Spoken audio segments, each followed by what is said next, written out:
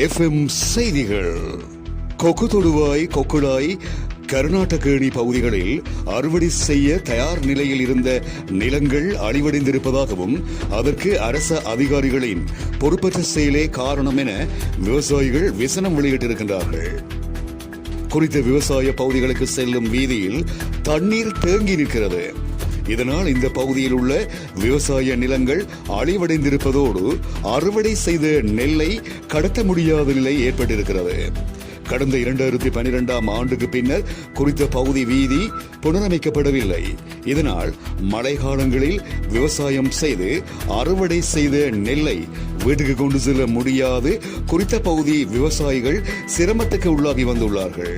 இந்த நிலையில் இறுதியாக நடந்த கரைதுறைப்பற்று பிரதேச செயலக அபிவிருத்தி குழு கூட்டத்தில் குறித்த பாதையினை மதிப்பீடு செய்து 100 மீட்டர் தூரம் தற்காலிக புனரமைப்பு செய்து தரும்படி கோரியிருந்தும் புனரமைப்பு செய்து கொடுக்கப்படவில்லை எனவும் அவர்கள் குறிப்பிடுகின்றனர்.